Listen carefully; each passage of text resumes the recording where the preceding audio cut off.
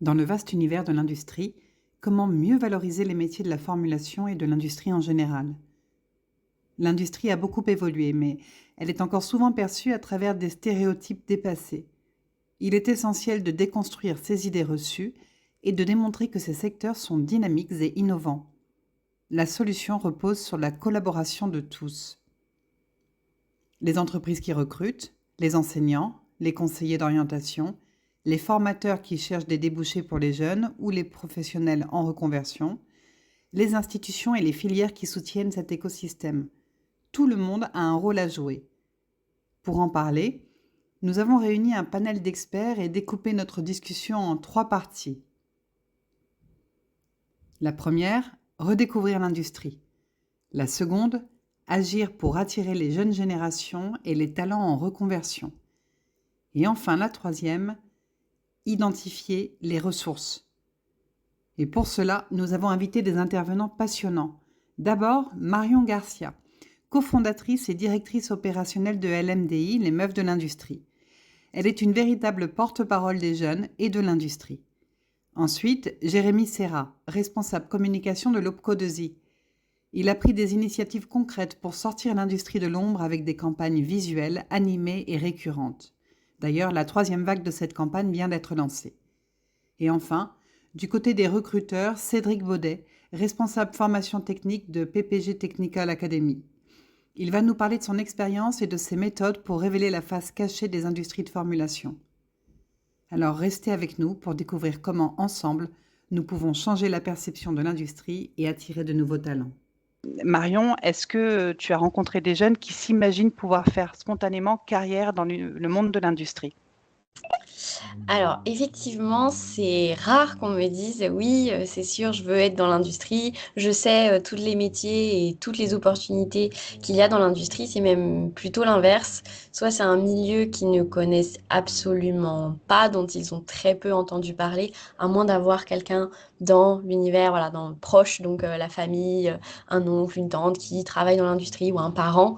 Sinon, en règle générale, c'est pas une option qui est envisagée de nature et donc les jeunes et encore moins chez les jeunes femmes à qui traînent un petit peu ces stéréotypes de bah, c'est un métier plutôt, enfin ce sont des métiers plutôt masculins, difficiles.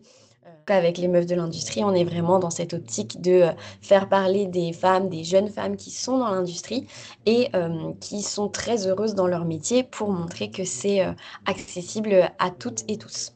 Quand tu leur en parles spontanément, est-ce qu'ils sont demandeurs, ils ont envie de découvrir ce que c'est? Je dirais ça dépend des profils, mais oui, on a quand même des gens qui sont très ouverts, en tout cas, à découvrir des métiers, parce que il faut, on leur met un peu la pression sur bah, qu'est-ce que tu veux faire plus tard depuis tout petit.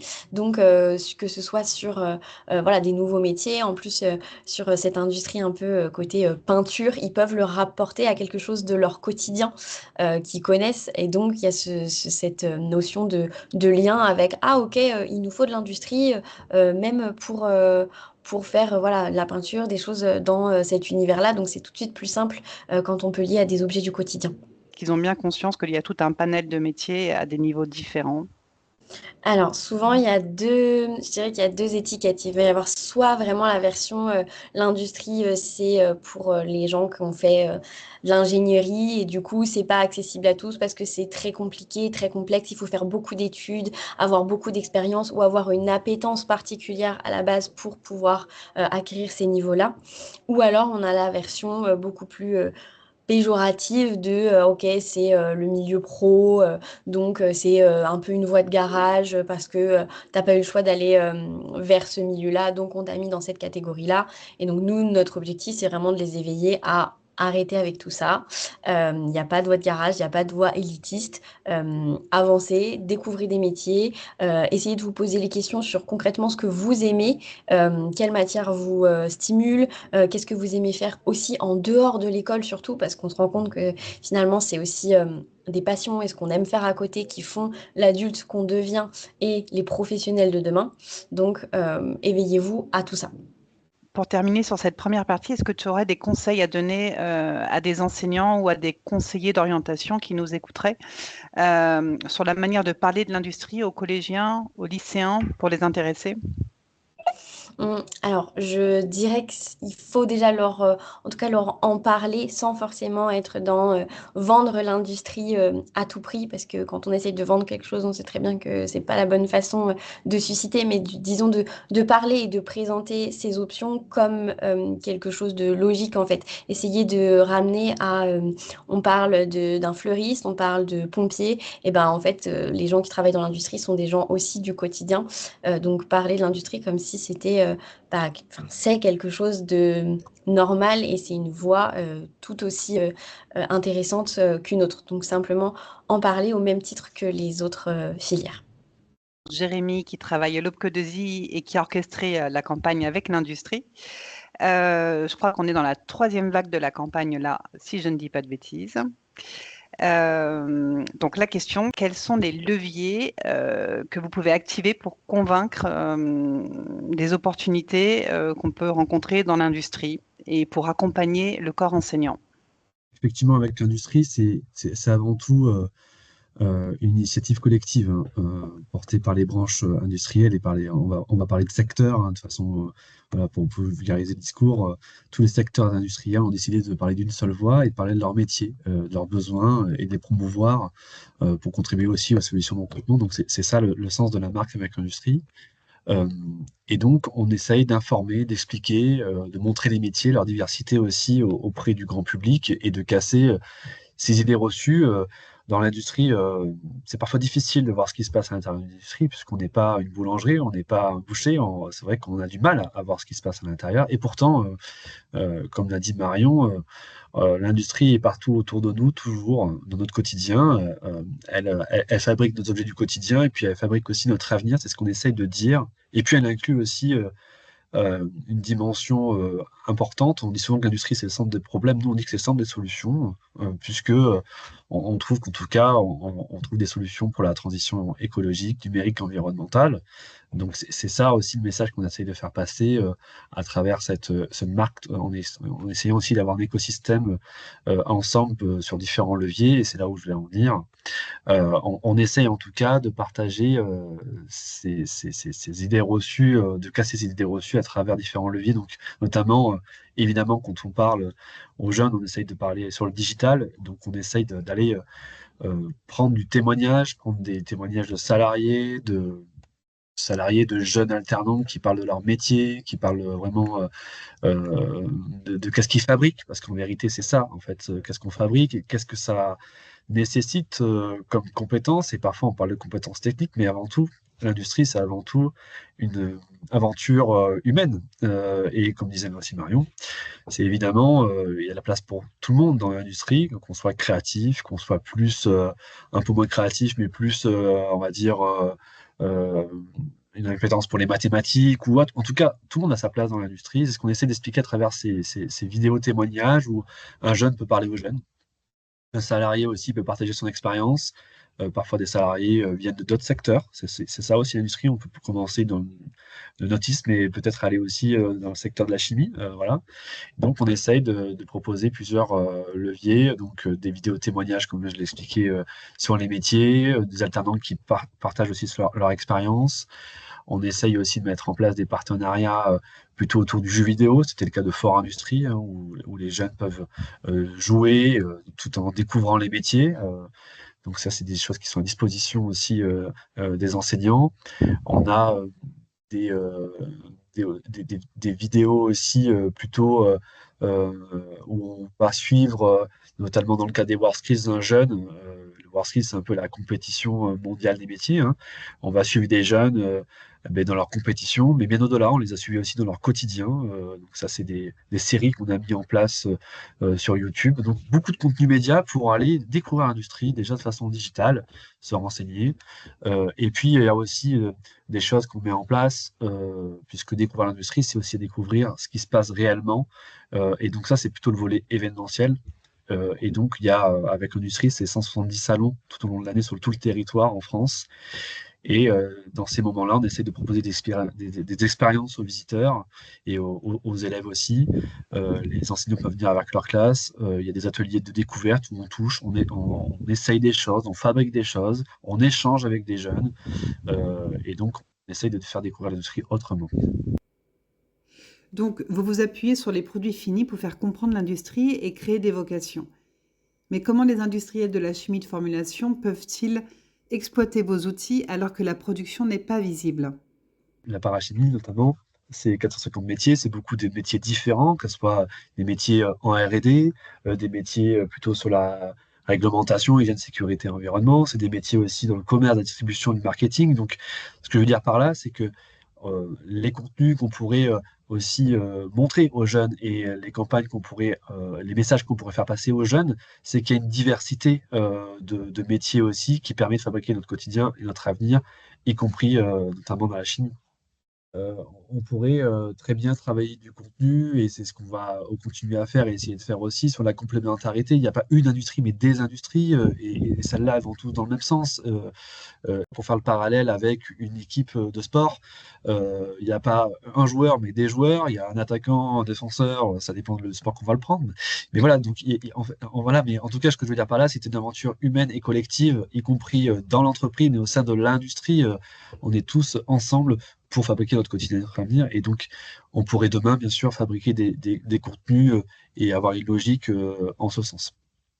Quels seraient les arguments à développer pour qu'on s'intéresse au secteur de la chimie de formulation? J'aime bien cette idée de recette de cuisine, enfin cette image qui parle à tous, petits et grands, que pour effectivement pour sortir un gâteau du four, bah il faut le four, mais avant il a fallu les ingrédients comment ils ont été produits, bah on a été les chercher à tel endroit, on a fait telle chose et c'est un peu ça l'industrie aussi, c'est-à-dire que pour avoir un avion, si on prend l'aéronautique, bah il a fallu aller dans telle industrie pour faire telle pièce et puis on a dû faire ça avec telle usine. Et en fait, c'est un tout, ce qu'a très bien dit Jérémy. Mais c'est vrai que cette image de gâteau et cette image de recette de cuisine, je pense qu'elle parle à tous. Et l'industrie, c'est un peu un gros gâteau au chocolat, finalement.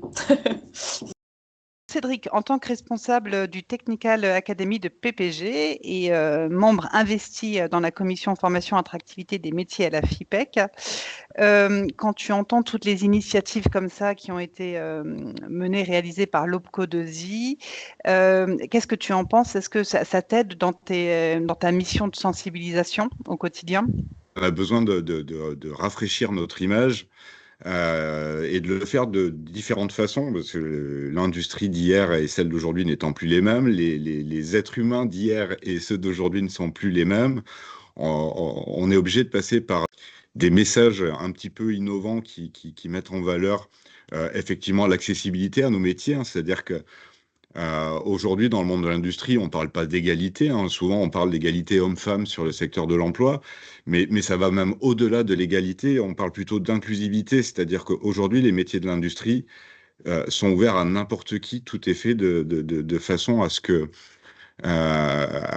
n'importe qui puisse accéder à nos métiers, de par l'adaptation des postes de travail. Enfin, il y a tout un tas de choses qui sont mises en place dans nos industries pour qu'on puisse accueillir un maximum de diversité de personnes en fait dans nos secteurs, puisque c'est ça qui fait la richesse de l'industrie et qui fait qu'il y a de l'innovation. Tu disais que l'industrie avait beaucoup évolué, c'était pas la même il y a 30 ans. Comment tu la présentes aujourd'hui? En quoi est-ce qu'elle a évolué? Et du coup, plus spécifiquement, celle que nous représentons, que tu représentes, l'industrie de la peinture, hein. Bah, aujourd'hui, clairement, bien sûr, on parle de formulation pour la partie peinture, etc. On va parler d'innovation technique, mais on va surtout parler de donner du sens dans le travail. C'est-à-dire que aujourd'hui, la formulation de peinture, les entreprises, de manière générale, sont engagées dans la transition écologique. Euh, et cette transition écologique, elle passe par la découverte de nouvelles matières premières, donc qui vont être travaillées en amont de la fabrication. Comment on peut les intégrer, nous, dans nos chimies de formulation et comment on peut proposer, in fine, un produit technique qui a les mêmes performances que ceux qu'on faisait précédemment, tout en ayant un impact positif sur l'environnement. Je sais que tu es très présent sur les salons. Par exemple, quand tu rencontres des jeunes, souvent ce sont plutôt des salons étudiants. Qu'est-ce que tout de suite tu mets en avant, en fait, à des jeunes, si tu as l'elevator pitch, si tu as 2 minutes pour présenter ton secteur? Alors, pour moi, ce qui est important déjà, c'est euh, c'est de désacraliser un petit peu ce monde de l'industrie de formulation. Souvent, on a l'impression que c'est quelque chose qui est complètement inaccessible et qui va demander des années d'études, de se gratter la tête. Alors oui, il y a un petit peu d'études pour certaines parties de l'activité, mais il y a plein d'autres métiers autour de l'industrie. Ça va de l'opérateur de chaîne de fabrication, en passant par le contrôle qualité, la formulation. Donc en fait, on a une multitude de postes qui fait que on a également un mélange culturel qui se fait au sein de l'industrie, plus spécifiquement dans nos industries qui fabriquent de la peinture, qu'on essaye de s'imaginer un monde tout en noir et blanc. Et ça va donner une idée du sens que l'on va avoir dans nos industries. Parlons concrètement. Marion, est-ce que tu as des exemples d'initiatives dont tu as pu constater l'efficacité auprès des jeunes ou des actifs en reconversion? En termes de communication sur ce qui va être donc attirer les jeunes, on en a parlé. Le digital, c'est hyper pertinent parce que ils passent voilà des heures sur les réseaux sociaux. Enfin voilà, ils ont grandi et ils sont nés, ils ont grandi avec. Mais on a aussi ce public qui est en reconversion ou qui va davantage chercher des ressources et à bien s'orienter, je dirais, vers une entreprise qui leur correspond. Et en termes de ce qu'une entreprise souvent va communiquer sur des choses qui sont pas forcément, en tout cas, à destination des personnes qu'elle souhaite recruter. Nous, on appuie beaucoup quand on accompagne voilà, des entreprises sur cette communication qui va être davantage portée sur qu'est-ce qui se passe concrètement à l'intérieur et qu'est-ce qui est proposé pour les candidats, donc les futurs candidats et les talents. Est-ce qu'il y a de la formation en interne?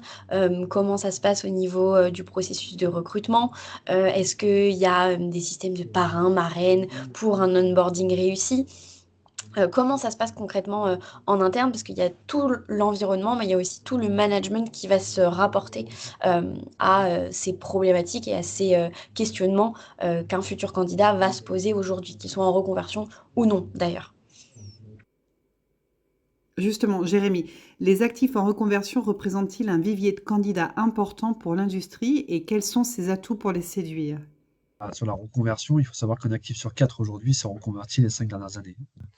On a le droit de changer de voie, on a le droit de se reconvertir et c'est tout à fait possible dans l'industrie, qu'on peut toujours capitaliser sur l'expérience qu'on a acquise, on peut la transférer, ce que disait Marion, sur d'autres industries. On peut faire très bien de la maintenance dans le papier carton et puis dans la chimie. Après, c'est une question aussi de formation et d'adapter aussi ses compétences sur un nouveau contexte et un nouveau schéma. Mais voilà, donc ce qu'on essaye de faire, en tout cas, nous, c'est de montrer que c'est possible, ça existe. Donc, encore une fois, on a des témoignages de personnes qui sont aussi sont reconverties dans la vie professionnelle. On a notamment un témoignage, vous savez, d'un rugbyman, de Lionel Allais, qui était ancien capitaine de l'équipe de France de rugby, voilà, qui a été quand même beaucoup actif sur les terrains et qui est beaucoup actif aujourd'hui dans les métiers industriels, qui est chef d'entreprise. Donc, c'est l'industrie pour toutes et pour tous, qu'il y a forcément une place pour vous dans l'industrie. En tant que représentant d'un grand groupe, Cédric, qu'apportez-vous à vos futurs collaborateurs?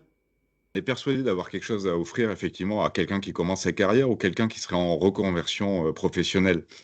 Donc on le fait savoir et souvent je me cite en exemple puisque du coup moi je suis issu à la base de la restauration et plutôt des cuisines. Et en termes de reconversion, j'ai mis un jour le doigt dans la chimie et dans le secteur industriel. Et maintenant, ça fait 20 ans, j'en suis pas reparti. Donc, tout le monde arrive à trouver sa voie, effectivement, dans l'industrie parce qu'effectivement, il y a tant de métiers qui sont disponibles qu'on a forcément quelque chose à offrir à quelqu'un. Et une fois de plus, je vais revenir sur quelque chose qui est immuable, hein, mais qui est le déficit de notoriété.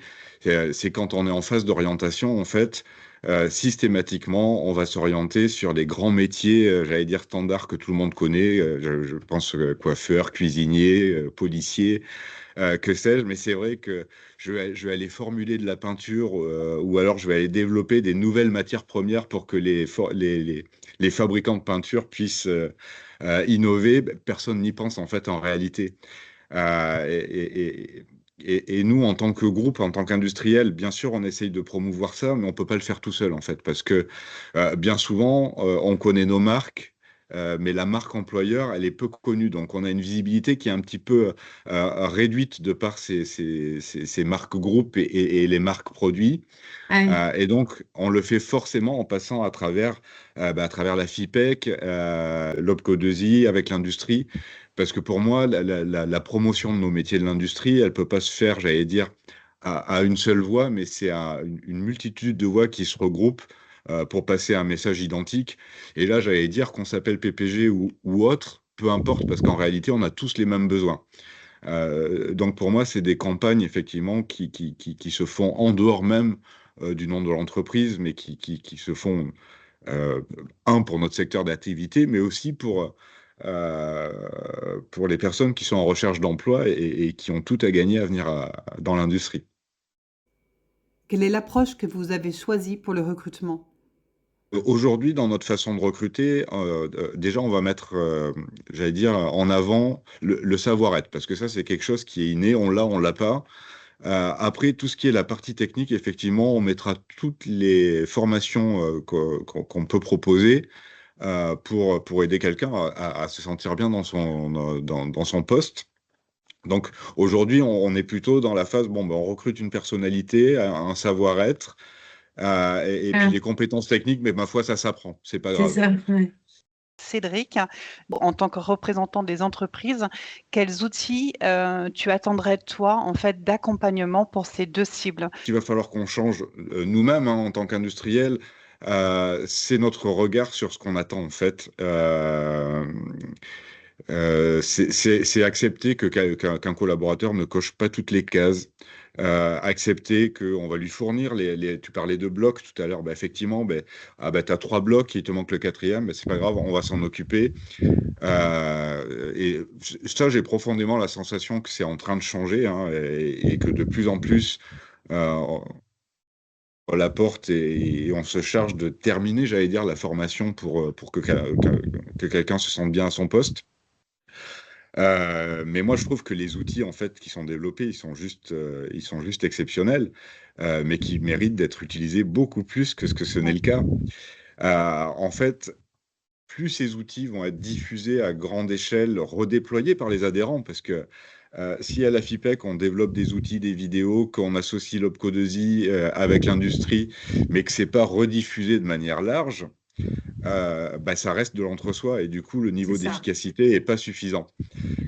Donc, plus que de développer des outils, je ne peux qu'inviter mes amis adhérents de nous aider à les pousser, ces outils, pour qu'on donne un maximum de visibilité sur nos industries. Marion, quelle serait ta recommandation pour développer des actions concrètes pour tous? Une idée, une orientation, une solution pour attirer, je dirais, je me répète peut-être, mais c'est communiquer, parler et faire savoir. C'est-à-dire que on dit oui, un peu de mystère, un petit peu, ça fait du bien, ça entretient quelque chose. Non, on veut pas de mystère, on veut savoir où on met les pieds. Donc, dites concrètement les actions que vous mettez en place, que ce soit en interne, montrez concrètement ce qui se passe à l'intérieur.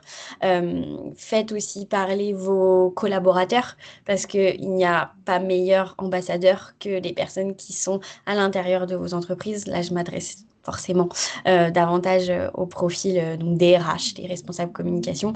Et c'est aussi ce qu'on fait avec les meufs de l'industrie, de vraiment aller chercher sur ces points-là de communication efficace, d'amener les gens aussi à vulgariser leur métier, parce que c'est génial de parler de son métier, mais si on est le seul à comprendre, ça n'a aucune valeur, en tout cas pour la cible qu'on souhaite avoir, qui est les jeunes et les personnes en reconversion, le grand public. Donc, vulgariser et partager ce qui vous plaît. Ce que je voulais rajouter, c'est que voilà, on est sur un collectif industriel, c'est-à-dire on est ensemble sur un objectif commun, c'est-à-dire d'attirer du monde vers l'industrie, voilà, et vers nos centres de formation aussi, pour pouvoir aussi recruter les talents de demain. Donc ça, c'est notre objectif à tous. Et donc on a ensemble un pays à transformer, une jeunesse à mobiliser, des compétences scientifiques et techniques à valoriser aussi. Et je pense que l'industrie en France, c'est vraiment un objet de fierté, elle est synonyme d'avenir, et c'est le message qu'on doit faire passer. Comme disait Marion, il faut, je pense, inspirer, expliquer et ouvrir les portes de l'industrie aussi. Ce qu'on préconise, c'est d'utiliser cette marque avec industrie aussi pour faire passer les messages. Pourquoi? Parce que les branches, c'est une marque du secteur industriel qui se sont mis ensemble pour parler d'une seule voix, pour diffuser un message aussi beaucoup plus clair, beaucoup plus fort. Et donc, on va continuer, nous, à faire des actions avec nos branches sur le territoire en événementiel, mais aussi sur la partie média. Et donc, faut se servir aussi du sillage qu'on essaye de tracer pour aller atteindre nos cibles de jeunes qui demandent aussi beaucoup d'énergie et beaucoup d'investissement. Donc, je pense qu'il faut se servir de cette marque-là pour essayer de capitaliser sur le travail qui est fait du média et hors média. Et à l'inverse, nous, on est très demandeurs et très attentifs aussi sur les entreprises qui souhaitent ouvrir leurs portes, qui souhaitent aussi témoigner, partager, inspirer. Et ça, on est très, très ouvert sur ça pour voir ensemble comment on peut diffuser ce message auprès du grand public. On suit avec beaucoup d'intérêt à la FIPEC tout ce qui est fait par l'OPCO2I avec la marque, avec l'industrie. Et je précise quand même que tous les outils qui sont réalisés par la FIPEC, donc à notre niveau, là on a les ambassadeurs de l'emploi, ce réseau de professionnels qu'on essaye de pousser, de mettre en avant, qui représentent donc des industriels de bonne volonté dans le sens où ils vont voir les écoles, ils sont là pour communiquer, expliquer leur métier. On a des vidéos Will Be là qu'on est en train de réaliser. On a les vidéos des meufs de l'industrie qu'on a réalisées avec Marion. On a plein de nouveaux projets pour l'année. J'en oublie certainement énormément. Il y a le nouveau job board qu'on a lancé dans lequel on donne la possibilité aux adhérents de mettre leurs offres d'emploi, mais aussi on donne la possibilité aux lycéens, aux collégiens de faire des demandes de stage dans nos industries qui sont vues par nos industriels, où on donne la possibilité simplement à l'internaute de postuler, de faire une candidature spontanée pour voir où est-ce qu'il pourrait atterrir dans notre industrie et s'épanouir. Donc je voudrais juste te dire que tous ces outils sont aussi mis à disposition de l'OPCO2I.